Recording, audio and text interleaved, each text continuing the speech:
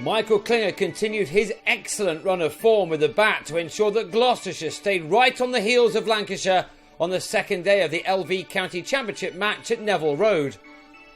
Gloucestershire were soon in trouble when the second morning got underway. Night watchman Craig Miles gave Kyle Jarvis his 40th wicket of the championship summer in the morning's second over, before Gareth Roderick, who was fit to bat after hurting a hand on day one, edged Tom Bailey to slip before he'd troubled the scorers. That left Gloucestershire on 27 for 4 in reply to Lancashire's 275, which now looked a long way off, but Klinger just did what he's been doing all season since arriving back in Bristol just a couple of weeks back. He's been in exceptional form from the moment he got off the plane. For 19 overs, he was well backed up by Ian Cobain in his first championship appearance of the season. He'd made 28 out of a total of 72 when he fell 20 minutes before lunch, Glenn Chappell doing what he's been doing for many, many years. That was his first wicket of the season for the 976th of his first-class career. It had very much been Lancashire's morning, but the afternoon session belonged to only two men, Geraint Jones and Klinger, captains present and past. Jones knew that with a man in the form of his life at the other end, he needed to stick with him, and that he did for the next 42 overs. This was the Jones of old, as he revealed some vicious cut shots, which got his innings quickly moving in the right direction. Klinger, who scored 93 in his first championship innings of the summer at Derby last week, and whose two unbeaten T20 innings have yielded 195 runs so far, played with defiance but rarely missed out on any opportunity to score. On a pitch which has offered the bowlers plenty so far, the 34-year-old Australian, who had an excellent Sheffield Shield season down under for Western Australia, had no problems and struck 9 boundaries in his 115-ball half-century. This was the 4 which had him raising his bat, as he has done in every innings he's played for his county this summer.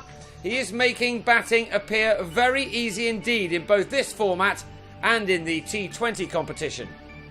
A 6 off Stephen Croft had Klinger heading towards the 70s, and his side, who've already beaten Lancashire without him, were causing the second division leaders yet more concern. Jones was at his 50 off 66 balls in the same Croft over, the former Kent and England man striking 7 fours in an innings which had backed up his partner perfectly. The partnership between these two was into 3 figures as well. And the two kept on going, the runs now coming freely from both. Gloucestershire have done plenty of rebuilding both to their lovely ground and to their team and coaching staff, and things are paying off. They have been a surprise package for many so far this year.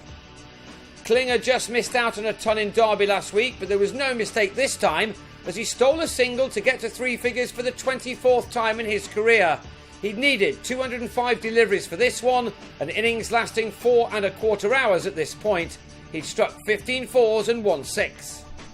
Yet he will still have been disappointed to get out just before the second new ball was due. For once he failed to middle a shot off Croft and offered a catch in the deep for Alvaro Peterson. Klinger had added 167 runs with Jones, who then fell to the first over with the new ball, bowled by Tom Bailey for a very pleasing 88.